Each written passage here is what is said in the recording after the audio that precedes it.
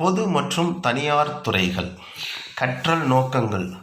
பொதுத்துறையின் வரலாற்றை அறிதல். சமூக பொருளாதார வளர்ச்சியின் பல்வேறு குறியீடுகள் பற்றி அறிதல். பொதுத்துறையின் முக்கியத்துவத்தை புரிந்து கொள்ளுதல். பொது மற்றும் தனியார் துறைகளுக்கு இடையிலான வேறுபாட்டை உணர்தல். தனியார் துறையின் செயல்பாடுகளை புரிந்து கொள்ளுதல். அறிமுகம். இந்திய சுதந்திரம் அடைந்த பொழுது அடிப்படையில் ஒரு வேளாண்மை பொருளாதார நாடாகவும் பலவீனமான தொழில்துறை கொண்ட நாடாகவும் இருந்தது. நாட்டில் அதிக அளவில் வறுமை, கல்வியின்மை, மேலாண்மை நிலவியது. இந்தியா மிகவும் மோசமான பொருளாதார மற்றும் சமூக அடிப்படை பிரச்சனைகளை எதிர்கொண்டிருந்தது. இதன் காரணமாக நாட்டை முன்னேற்றுவதில் அரசு ஒரு விரிவான பங்கினை வகிக்க வேண்டிய நிலையில் இருந்தது. எனவே இந்திய பொருளாதாரமானது சமதர்ம அடிப்படையில் இருக்க வேண்டும் என்று இந்தியா கருதியது. தனியார் துறை மற்றும் பொதுத்துறை கைகோர்ப்பதனால் ஒரு நிலையான அதிகபட்ச பொருளாதார வளர்ச்சி அடையலாம் என்று நாடு கருதியது. இந்தியாவில் கலப்பு பொருளாதார முறையை பின்பற்றி தனியார் மற்றும் பொது நிறுவனங்களால் செயல்பட்டு வருகிறது. பொது மற்றும் தனியார் துறை.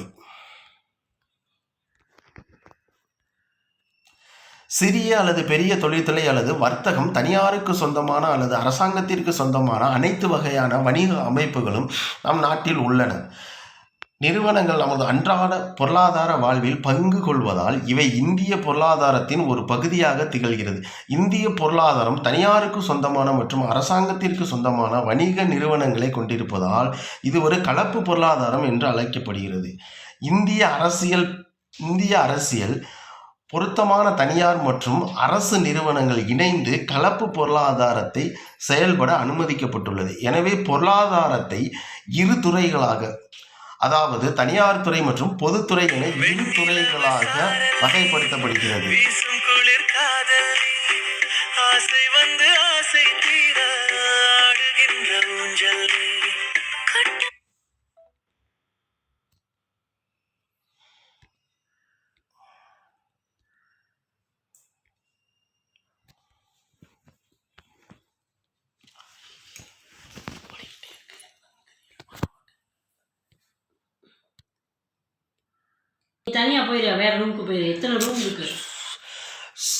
சமூகத்தின் அனைத்து பிரிவுகளின் பொருளாதார நலனை மேம்படுத்துவதில் பொதுத்துறை மற்றும் தனியார் துறைகளுக்கு பணிகள் ஒதுக்கப்படுகின்றன. பொதுத்துறை தொழில்கள் அதன் அரசாங்கத்தின் உண்மையின் கீழ் உள்ளன. அதே நேரத்தில் தனியார் துறை தொழில்கள் தனியார் நண்பர்களின் உரிமையின் கீழ் உள்ளன.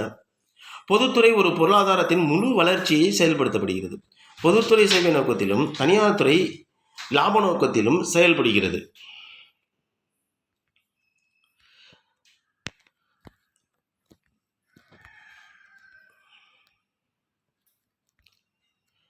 கலப்பு பொருளாதாரம் என்பது முதலாளித்துவம் மற்றும் பொது உடைமையின் கீழ், அதாவது இந்திய பொருளாதாரம் அதை பொதுத்துறை தனியார் துறை அப்படின்னு பிரிச்சுக்கலாம்.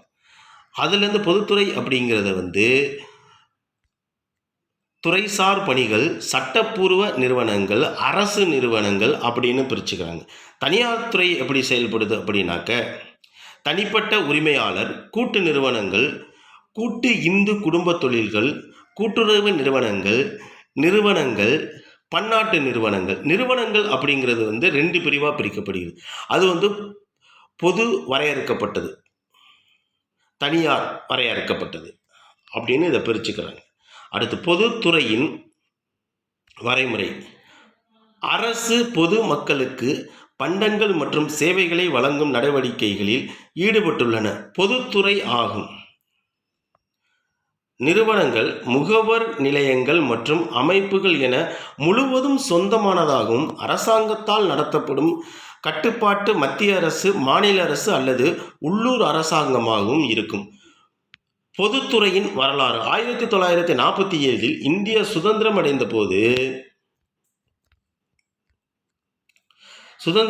போது அது பலவீனமான தொழில்துறை தளத்தை கொண்ட வேளாண்மை முதன்மை கொண்ட நாடாகும். ஆங்கிலேயர்கள் நிறுவிய 18 இந்திய போர் தளவாட தொழிற்சாலைகள் மட்டுமே நாட்டில் இருந்தன. தங்கள் சொந்த பொருளாதார நலனுக்காகவும் துணை கண்டத்தை முரட்டுத்தனமாக படைகளை கொண்டு ஆளவும், தேசிய ஒருமித்த கருத்து பொருளாதாரத்தின் விரிவான தொழில்மயமாக்குதலுக்கு ஆதரவாக இருந்தது மற்றும் இது பொருளாதார வளர்ச்சிக்கு திறவுகோலாக கருதப்பட்டது.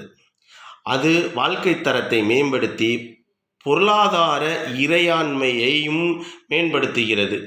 பம்பாய் திட்டத்தை 1940 கட்டமைப்பதற்கு அரசாங்கத்தின் தலையீடு மற்றும் ஒழுங்குமுறைகள் தேவையான நோக்கமாக கொண்டு 1948 முதல் தொழில் கொள்கை தீர்மானத்தின் அடிப்படையில் தொழில்துறை வளர்ச்சியின் யுக்திகளை பரந்த வரையறை கொண்டு வகுக்கப்பட்டது. அதனைத் தொடர்ந்து மார்ச் 1950 அமைச்சரவை தீர்மானத்தால் திட்டக்குழு அமைக்கப்பட்டது. மேலும் தொழில்துறைக்கு வளர்ச்சியை ஒழுங்குபடுத்துவதற்கு தேவையான நடவடிக்கைகளை எடுக்க அரசாங்கத்திற்கு அதிகாரமும் அளிக்கும் நோக்கத்துடன் 1951 ஆண்டில் தொழில்துறை சட்டம் இயற்றப்பட்டது. பிரதமர் ஜவஹர்லால் நேரு இறக்குமதிக்கு மற்றும் தொழில் மக்களின் அடிப்படையில் ஒரு பொருளாதாரமாக கொள்கையை ஊக்குவித்து கலப்பு பொருளாதாரத்தை ஆதரித்தார். இந்திய பொருளாதாரத்தின் வளர்ச்சி மற்றும் நவீனமயமாக்குதலுக்கு அடிப்படை மற்றும் கனரக தொழில்களை நிறுவுவது என்று அவர் நம்பினார். இந்தியாவின் இரண்டாவது ஐந்தாண்டு திட்டமும் 1956 to 1956 தொழில்துறை கொள்கையை தீர்மானிக்கும். நேருவின் தேசிய தொழில்மயமாக்கல் கொள்கையை பூர்த்தி செய்ய பொதுத்துறை நிறுவனங்கள் வளர்ச்சியை வலியுறுத்தியது. அதாவது பார்வையை இந்தியாவின் பொதுத்துறை நிறுவனங்களின் தந்தை என்று அழைக்கப்பட்ட டாக்டர் வி. கிருஷ்ணமூர்த்தி முன்னெடுத்து சென்றார். இந்தியாவின் புள்ளி விவர நிபுணர் பேரா P.C. மகாலயோனோஸ் அதன்பின் உருவாக்கத்திற்கு கருவியாக இருந்தார். இது பின்னர் பீட்மேன் மகாலோனோபிஸ் மந்திரி என்று அழைக்கப்பட்டது. 1991 தொழில்துறை கொள்கை முந்தைய அனைத்து கொள்கையிலிருந்தும் தீவிரமாக வேறுபட்டது. அங்கு அரசாங்கமும் பொதுத்துறையும் முதலீடு செய்யப்பட்டு தனியார் துறைக்கு அதிக சுதந்திரத்தை அனுமதித்தது. அதே நேரத்தில் இந்தியாவுக்கு வெளியே உள்ள வணிக நிறுவனங்களிலிருந்து அந்நிய நேரடி முதலீட்டுக்கு அழைப்பு விடுக்கப்பட்டது. இவ்வாறு ஒன்றுக்கு மேற்பட்ட நாடுகளில் செயல்படும் பன்னாட்டு நிறுவனங்கள் இந்திய பொருளாதாரத்தில் நுழைந்தன. இவ்வாறு இந்திய பொருளாதாரத்தில் பொதுத்துறை நிறுவனங்கள், தனியார் துறை நிறுவனங்கள் மற்றும் பன்னாட்டு நிறுவனங்கள் இணைந்து செயல்பட்டு வருகின்றன. பொதுத்துறை நிறுவனங்கள். 2 வகையான பொதுத்துறை நிறுவனங்கள் உள்ளன. அதாவது அரசாங்கத்தின் வசூல், வரி, கடமைகள், கட்டணங்கள் போன்றவற்றை அவர்கள் திரட்டும் வருவாயின் மூலம் அரசாங்கம் அவர்களுக்கு முழுமையான நிதி அளிக்கிறது. நிறுவனங்களின் மொத்த பங்கு மூலதனத்தின் 51% அதிகமாக உள்ளது. இது பல்வேறு அமைச்சகங்களின் கீழ் செயல்பட்டு வருகிறது. நிறுவனங்கள் தேவை நோக்கத்துடன் செயல்பட்டுள்ளன. இது மிகப்பெரிய துறையாகும். இது மக்களுக்கு பின்வரும் சேவைகளை வழங்குவதன் மூலம் மக்களின் மேம்பாட்டிற்காக செயல்படுத்தப்படுகிறது. அஞ்சல் சேவைகள், ரயில்வே சேவைகள், பாதுகாப்பு, கல்வி மற்றும் சுகாதார வசதிகளை குறைந்த செலவில் வழங்குதல் மற்றும் வேலை வாய்ப்புகளை உருவாக்குதல் போன்றவையாகும். பொதுத்துறையின் உறுப்புகள். அரசு துறையில் நிர்வாகம் செயல்படும் நிறுவனங்கள். ஒரு அரசாங்க துறையின் நிர்வாகம் என்பது பெரும்பாலும் அனைத்து நாடுகளிலும் பொதுவானதாகும். எடுத்துக்காட்டு: தபால் மற்றும் தந்தி ரயில்வே துறை, அறக்கட்டளை, இந்தியாவில் உள்ள நீர்ப்பாசன திட்டங்கள் போன்றவை. கூட்டுத்துறை நிறுவனங்கள். இது ஒரு நிறுவன சட்டத்தால் நிர்வகிக்கப்பட்டு மற்றும் அரசாங்கம் ஒரு பிரதான பங்குதாரராக இருந்து கட்டப்பட்டுள்ளது. எடுத்துக்காட்டு: இந்தியன் ஆயில் பெட்ரோல் தனியார் நிறுவனமாகும். இந்தியன் ஆயில் ஸ்கை டேங்க் நிறுவனம். ரத்னகிரி கேஸ் அண்ட் பவர் தனியார் நிறுவனமாகும். இந்தியன் செயற்கை ரப்பர் நிறுவனமாகும். பொதுக்கழகம் அமைப்பானது பார்லிமென்றத்தில் நிறைவேற்றப்படும் சட்டத்தினால் பொதுக்கழகத்தினை நிறுவுவதே ஆகும். எடுத்துக்காட்டு: ஆயில் காப்பீட்டு நிறுவனம், ஏர் இந்தியா, ரிசர்வ் வங்கி, மின்சார வாரியம். அடுத்தது பொதுத்துறையின் நோக்கங்கள் உள்கட்டமைப்பை உருவாக்குதல் மற்றும் விரிவாக்கம் செய்வதன் மூலம் விரிவான பொருளாதார வளர்ச்சியை மேம்படுத்தல், வளர்ச்சிக்கான நிதி ஆதாரங்களை உருவாக்குதல், வருமானம் மற்றும் செல்வங்களை மறுபகிர்வு செய்வதை ஊக்குவித்தல், வேலைவாய்ப்புகளை உருவாக்குதல், சமச்சீர் வட்டார வளர்ச்சியை ஊக்குவித்தல், சிறிய அளவிலான மற்றும் துணை தொழில் வளர்ச்சியை ஊக்குவித்தல், ஏற்றுமதி ஊக்குவிப்பு மற்றும் இறக்குமதி மாற்றிடை துரிதப்படுத்துதல்.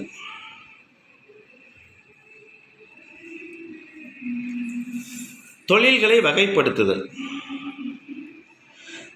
இந்திய பொதுத்துறை நிறுவனங்கள் இந்திய அரசின் 1956ஆம் ஆண்டு தொழில் கொள்கை தீர்மானத்தின் வாயிலாக அதன் தோற்றத்தை கண்டன.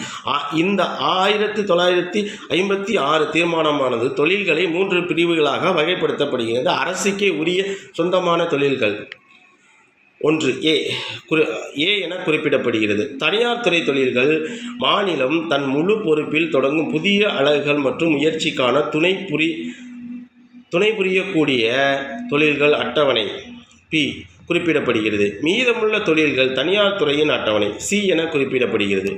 பொதுத்துறைகள் பின்வரும் 9 வகைகளாக பிரிக்கப்படுகிறது. பொதுத்துறை நிறுவனங்கள் பொருளாதார மேம்பாட்டு அவசியமாக உள்கட்டமைப்பை வழங்க வேண்டும். இவைகள் முதன்மை பொது பயன்பாடுகள் என அழைக்கப்படுகின்றன. அவை பின்வருவதற்கான உள்ளடங்கப்படுகிறது. விமான நிறுவனங்கள், கப்பல் போக்குவரத்து, ரயில்வே, மின் உற்பத்தி, தொழில் தொடர்பு போன்றவையாகும். பொதுத்துறை நிறுவனங்கள் கட்டளை பொருளாதாரத்தின் அதிகாரங்களை தனது கட்டுப்பாட்டில் வைத்திருக்க வேண்டும். எடுத்துக்காட்டாக பாதுகாப்பு வங்கியின் நிலக்கரி, சுரங்கங்கள், எண்ணெய், எஃகு போன்றவையாகும். பொதுத்துறை ஒரு துணை முனைவோர் பங்கினை வகிக்க வேண்டும். அதாவது வேறு விதமாக கூறினால் இதனை மூலதன தீவிர தொழில் என்றும் அழைக்கலாம். எடுத்துக்காட்டு இரும்பு தாது, பெட்ரோ வேதிப்பொருள், உரம், சுரங்கம், கப்பல் கட்டுமானம், கனரக பொறியியல் போன்றவை. அரசின் முன்னுரிமையின் கீழ் உள்ள பொதுத்துறை நிறுவனங்கள் இதில் அடங்கும். தொலைத்தொடர்பு உபகரணங்கள், பாதுகாப்பு உற்பத்தி, ரயில்வே, ரோலிங் ஸ்டாக் போன்றவை. உயர் தொழில்நுட்ப தொழில்களுக்கு மட்டுமே பிரத்யேகமாக இருக்க வேண்டும் என பொதுத்துறை நிறுவனங்கள். எடுத்துக்காட்டு அணுசக்தி. நுகர்வோர் சார்ந்த பொதுத்துறை நிறுவனங்கள். எடுத்துக்காட்டு மருந்து, காகிதம், உணவகம் போன்றவை. நலிவடைந்த தனியார் நிறுவனங்கள். கையகப்படுத்துவதற்கு அமைக்கப்பட்ட பொதுத்துறை நிறுவனங்கள். எடுத்துக்காட்டு ஜவுளி, பொறியியல் போன்றவை. வர்த்தக கழக அமைக்கப்பட்டுள்ள பொதுத்துறை நிறுவனங்கள். எடுத்துக்காட்டு இந்திய உணவு கழகம், CCI முதலியன. ஆலோசனை மற்றும் பொறியியல் சேவை வழங்கும் பொதுத்துறை நிறுவனங்களுக்கு. எடுத்துக்காட்டு மெக்கான் நிறுவனம்.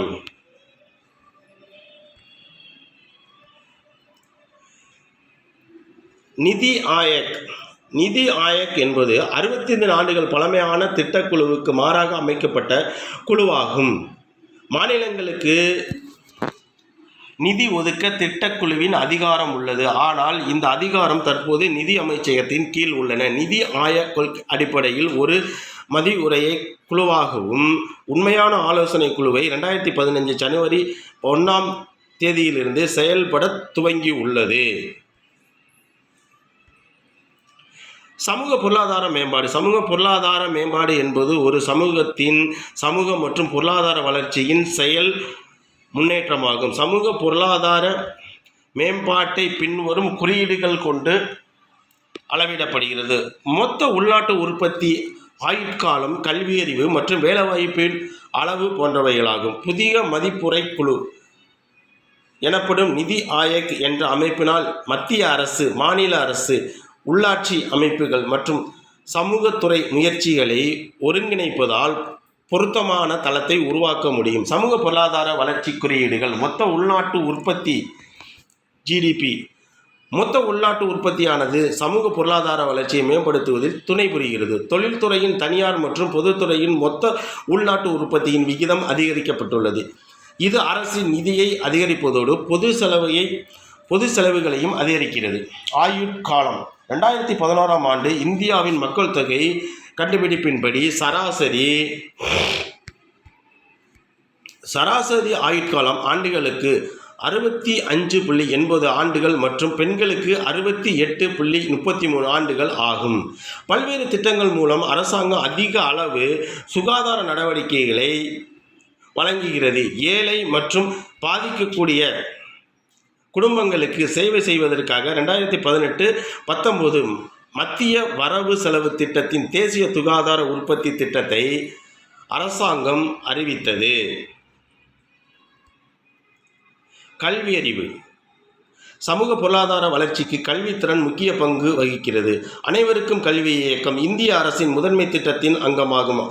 6-14 வயது உடைய குழந்தைகளுக்கு வாழ்க்கை திறனுடைய கூடிய இலவச மற்றும் கட்டாய கல்வி வழங்குவதற்காக செயல்படுத்தப்பட்டது. கல்வித்தரத்தின் அளவை அதிகப்படுத்துவதற்காக அனைவருக்கும் இடைநிலை கல்வி திட்டம், திறன் வகுப்பு, மின்னணு கற்றல், இலவச கணினி திறன் வகுப்புகள் மற்றும் சூழல் நட்பு கற்பதற்கான இயற்கை சூழல் வழங்குதல் போன்ற திட்டங்களுக்கு அரசால் அறிவிக்கப்பட்டுள்ளது. வேலைவாய்ப்பானது முதன்மை துறையிலிருந்து 2வது நிலை 3வது நிலைக்கு வேலைவாய்ப்பு மாறியுள்ளது என்பது தெளிவாகிறது. அதிக எண்ணிக்கையிலான மக்கள் வேலையை தேடி நகர்ப்புறங்களுக்கு இடம்பெயர்கின்றனர். இதனால் நகர்ப்புற மக்கள் தொகை அதிகரிக்கிறது. இதனால் அரசாங்கம் திறன் நகரம் திட்டத்தை தொடங்கியது. இது நகரங்களின் மருத்துவமனைகள், பள்ளிகள், வீடுகள், வசதிகள் மற்றும் வணிக மையங்கள் போன்ற பல வசதிகளை அளிக்கிறது. வேலைவாய்ப்பை பொறுத்தவரை கிராமப்புற மற்றும் பின்தங்கிய பகுதிகளை மேம்படுத்துவதற்காக குறைந்த கட்டணத்தில் மின்சார வரி சலுகை போன்ற பல சலுகைகளை வழங்குவதன் மூலம் பின்தங்கிய பகுதிகளில் தொழில்துறையை தொடங்குவதற்கு தனியார் துறை அரசாங்கமும் ஊக்குவிக்கிறது. இதனால் வட்டார ஏற்றத்தாழ்வுகள் நீங்குகிறது.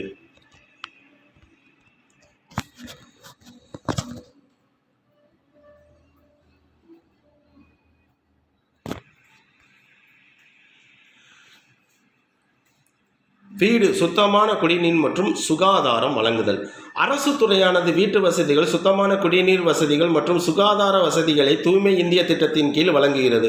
சுத்தமான நீர் மற்றும் சுகாதார வசதிகளை வழங்குவதால் நோய்கள் மற்றும் ஊட்டச்சத்து குறைபாட்டை நீக்குகிறது. இதுபோன்ற வசதிகளை வழங்குவதால் மக்களின் வாழ்க்கை சுழற்சி அதிகரிக்கிறது. பொதுத்துறையின் முக்கியத்துவம்.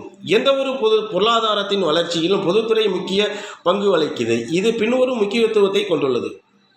பொதுத்துறை மற்றும் மூலதன உருவாக்கம்.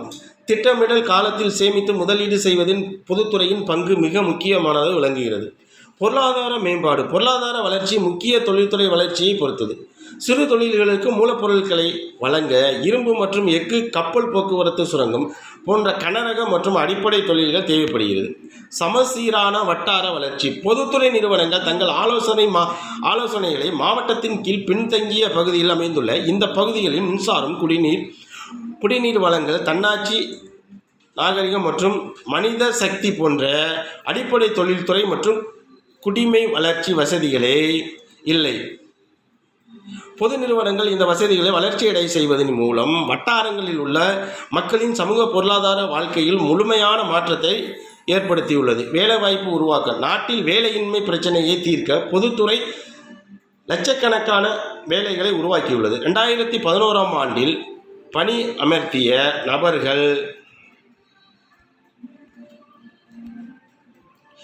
நபர்களின் எண்ணிக்கை 150 லட்சம் ஆகும்.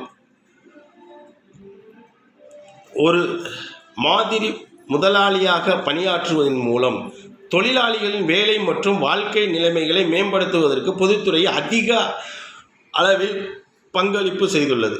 ஏற்றுமதி ஊக்குவிப்பு மற்றும் அந்நிய செலவாணி வருவாய். சில பொது நிறுவனங்கள் இந்தியாவின் ஏற்றுமதியை மேம்படுத்துவதற்கு அதிக பங்களிப்பு செய்துள்ளது.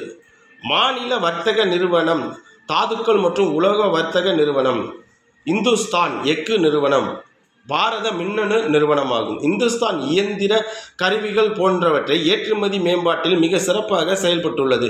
நலிவடைந்த தொழில்களுக்கு பாதுகாப்பு. நலிவடைந்த பிரிவு மூடுவதற்கு தடுப்பது, பொறுப்பை ஏற்றுக்கொள்வது மற்றும் பலர் வேலையில்லாமல் இருப்பதை தடுப்பது. இது மட்டுமல்லாமல்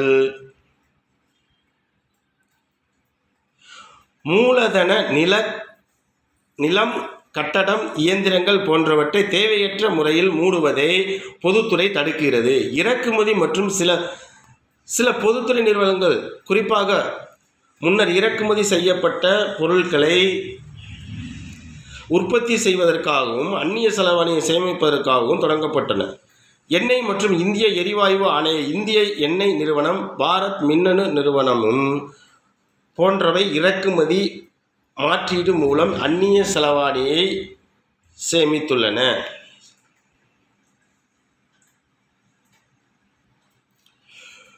பொதுத்துறைக்கும் தனியார் துறைக்கும் உள்ள வேறுபாடு. நாட்டை வளர்ச்சியடைய செய்வதற்கு பொதுத்துறையும் தனியார் துறையும் ஒன்றிணைந்து செயல்பட்டாலும் அவை வெவ்வேறு குறிக்கோள்களையும் நோக்கங்களையும் கொண்டுள்ளன. அவற்றுக்கிடையேயான முக்கிய வேறுபாடுகள் சிலவற்றை இங்கே காணலாம். பொதுத்துறை தொழில்களின் உரிமையானது அரசாங்கத்திடம் உள்ளது. தனியார் துறை தொழில்களின் உரிமமானது தனிநபரிடம் உள்ளது. பொதுத்துறை பொது வருவாய், வருமானம், பண்டங்கள் மற்றும் பணிகளின் மீது விதிக்கும் வரியை பொறுத்தது. தனியார் துறை பங்குகள் மற்றும் கடன் பத்திரங்களை வழங்குதல் அல்லது கடன் வாங்குவதை பொறுத்தது. அடுத்து பொதுத்துறை தொழில்களுக்கு முறையான ஊதியத்தை உறுதி செய்கிறது. தனியார் துறை தொழிலாளர்களை சுரண்டுகிறது. பொதுத்துறை இது ஒரு சிலர் கைகளிலேயோ அல்லது பணக்காரர்களிடமோ பெரும் செல்வத்தை குவிக்க அனுமதிக்காது. தனியார் துறை இது ஒரு சிலர் கைகளில் அல்லது பணக்காரர்களிடம் பெரும் செல்வத்தை குவிக்க அனுமதிக்கிறது. அடுத்து பொதுத்துறை நிறுவனங்களுக்கு என்எல்சி, எஸ்ஏஐஎல், பிஎஸ்என்எல் போன்றவற்றை உதாரணமாகும். தனியார் துறை நிறுவனங்களுக்கு TVS, motors, Ashok Leyland, Tata steel போன்றவற்று உதாரணமாகும். வரி ஏய்ப்பு இல்லை, வரி ஏய்ப்பு உண்டு. அடுத்து பொதுத்துறை இது சேவை நோக்கமுடையதாகும். இது முற்றிலும் லாப நோக்கமுடையதாகும். சமூக ரீதியாக பின்தங்கிய மக்களுக்கு முன்னுரிமை அளிக்கப்படுகிறது. இடஒதுக்கீடு நடைமுறைப்படுத்தப்படுகிறது. இது சமூக ரீதியாக பின்தங்கிய மக்களை பொருத்தப்படாது. இது இடஒதுக்கீடு பின்பற்றப்படுவதில்லை. பொதுத்துறை நிறுவனங்களின் பட்டியல். இந்தியாவில் 2017 ஆண்டை பொறுத்தவரை 8 மகாரத்ன தொழில்கள், 16 நவரத்ன தொழில்கள் மற்றும் 74 மினி ரத்ன தொழில்கள் உள்ளன. கிட்டத்தட்ட 300 மத்திய பொதுத்துறை நிறுவனங்கள் உள்ளன. மகாரத்ன தொழில்கள் சராசரியாக ஆண்டுக்கு நிகர லாபம் 2500 கோடி அல்லது சராசரி ஆண்டுக்கு நிகர மதிப்பு 3 ஆண்டுகளுக்கு 10,000 கோடி அல்லது சராசரி ஆண்டுக்கு வருவாய் 3 ஆண்டுகளுக்கு 20,000 கோடி கொண்டுள்ள தொழில் மகாரத்னா தொழில் என அழைக்கப்படுகிறது. தேசிய அனல் மில் கழகம், எண்ணெய் மற்றும் இயற்கை எரிவாயு ஆணையம், இந்திய இரும்பு ஆலை ஆணையம், பாரத மிகு மின் நிறுவனம், இந்திய எண்ணெய் நிறுவனம், இந்திய நிலக்கரி நிறுவனம், கெயில் நிறுவனம், பாரத் பெட்ரோலிய நிறுவனம். நவரத்ன தொழில்கள்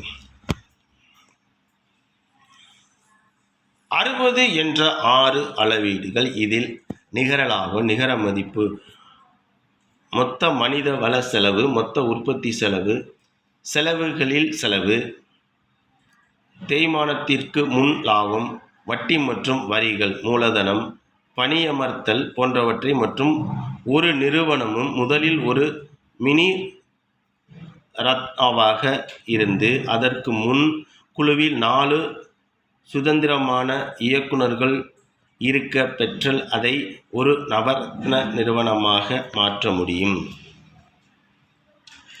பாரத மிகு மின் நிறுவனம், இந்திய கொள்கலன் நிறுவனம், இந்திய பொறியாளர்கள் நிறுவனம், இந்துஸ்தான் இந்திய நிறுவனம், இந்துஸ்தான் பெட்ரோலிய நிறுவனம், மகன் அகர் தொலைபேசி நிறுவனம், தேசிய அலுமினிய நிறுவனம், நெய்வேலி பழுப்பு நிலக்கரி நிறுவனம், இந்திய ஆயில் எண்ணெய் நிறுவனம், இந்திய கப்பல் நிறுவனம். மினி ரத்ன தொழில்கள் 1 முற்றிலும் ஒரு வருடம் நிகர லாபம் 30 கோடி அல்லது அதற்கு மேல் அல்லது தொடர்ச்சியாக 3 வருடங்கள் லாபம் ஈட்டிய தொழிற்சாலையாகும். சில மினி ரத்ன தொழில்கள். 1. அவை இந்திய விமான நிலைய ஆணையம், பாரத இயக்கவியல் நிறுவனம், பாரத சஞ்சர் நிகம் நிறுவனம், சென்னை பெட்ரோலிய நிறுவனம், இந்திய வர்த்தக மேம்பாட்டு அமைப்பு, இந்திய மாநில வர்த்தக கழகம். மினி ரத்ன தொழில்கள். 2. 3 ஆண்டுகளாக தொடர்ச்சியாக லாபம் ஈட்டியுள்ள மற்றும் நேர்மையான நிகர மதிப்பு கொண்ட தொழிற்சாலைகளாகும். சில மினி ரத்ன தொழில்கள். 2. அவை பன்னாட்டு நிறுவனம், இந்திய மருந்து மற்றும் மருத்துவ உபகரண நிறுவனம், மெக்கன் நிறுவனம், கனிம ஆய்வு நிறுவனம், தேசிய திரைப்பட மேம்பாட்டுக் கழகம், பாரத பம்புகள் அமுக்கிகள் நிறுவனம். தனியார் துறையின் வரையறை. தனிநபர்கள் அல்லது நிறுவனங்களுக்கு சொந்தமான, அவர்களால் கட்டுப்படுத்தப்பட்டு மற்றும் நிர்வகிக்கப்பட்டு ஒரு தேசிய பொருளாதாரத்தின் பிரிவு தனியார் துறை என்று அழைக்கப்படுகிறது. தனியார் துறை நிறுவனங்கள் தனியார் அல்லது பொது வர்த்தக நிறுவனங்களின் அளவுகளின் அடிப்படையில் பிரிக்கப்படுகின்றன. அவை 2 வழிகளில் உருவாக்கப்படுகிறது. அதாவது ஒரு புதிய நிறுவனத்தை உருவாக்குவதன் மூலமாகவோ அல்லது எந்த ஒரு பொதுத்துறை நிறுவனத்தையும் தனியார் மயமாக்குவதன் மூலமாகவோ உருவாக்கப்படுகிறது. தனியார் துறை என்பது நாட்டின் பொருளாதார அமைப்பின் ஒரு பகுதியாகும். இது ஒரு அரசாங்கத்தை விட தனிநபர்கள் மற்றும் நிறுவனங்களால் நடத்தப்படுகிறது. பொதுத்துறை பரந்து விரிந்து இருந்தாலும் கூட தனியார் துறையின் பங்களிப்பு தொடர்ச்சியாக மிக பெரிதாக இருக்கிறது. இது நடுத்தர, சிறிய மற்றும் மிக சிறிய அல்லது நுண்ணிய அளவிலான தொழில் வளர்ச்சிகளால் ஏற்பட்டது. மேலும் குடிசை மற்றும் கிராம தொழில்கள் மற்றும் சிறிய அளவிலான தொழில்கள் உற்பத்தியின் பங்களிப்பு மொத்த மற்றும் சில்லறை வர்த்தகத்தின் முக்கிய பகுதியாகும். தேசிய உற்பத்தியில் தனியார் துறையின் பங்களிப்பு பொதுத்துறையை விட அதிகமாக உள்ளது. சாலை, கப்பல் மற்றும் விமான வழி போக்குவரத்து மற்றும் நுகர்வோர் தொழில்களில் தனியார் துறை ஆதிக்கம் செலுத்துகிறது.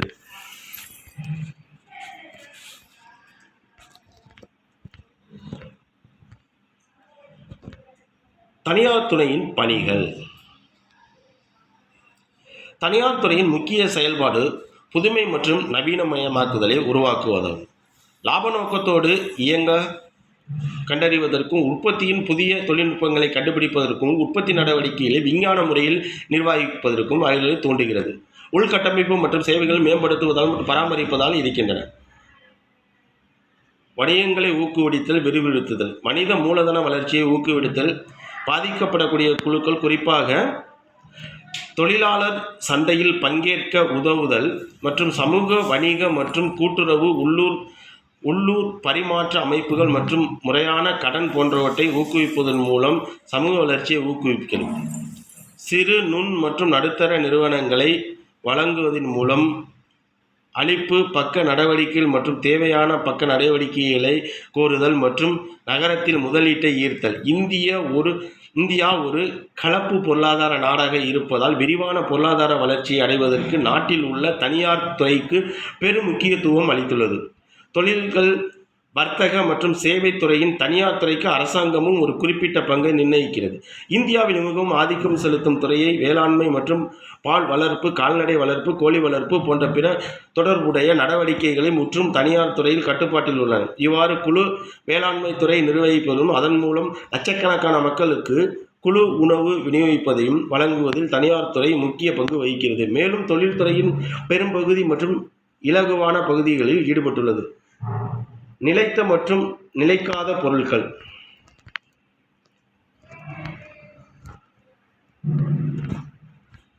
மின்னணு மற்றும் மின்சார பொருட்கள், வாகனங்கள், ஜவுளி, ரசாயனங்கள், உணவுப் பொருட்கள், ஒளி பொறியியல் பொருட்கள் போன்ற பல்வேறு நுகர்வோர் பொருட்களை உற்பத்தி செய்யும் நிறுவனங்கள் தனியார் துறையின் கட்டுப்பாட்டில் உள்ளது. நாட்டின் முன் சமூக மற்றும் பொருளாதார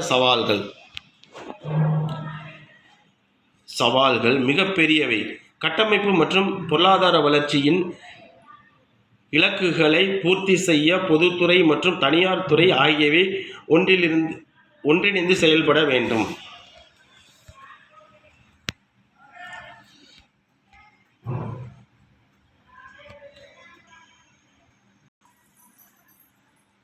மீள்பார்வை. சமூகத்தின் அனைத்து பிரிவுகளிலும் பொருளாதார நலனை மேம்படுத்துவதில் பொதுத்துறை மற்றும் தனியார் துறைகளுக்கான பணிகள் ஒதுக்கப்படுகின்றன. பொதுமக்களுக்கு அரசு பண்டங்கள் மற்றும் சேவைகள் வழங்குதல் நடவடிக்கையின் கீழ் ஈடுபட்டுள்ள துறை பொதுத்துறையாகும்.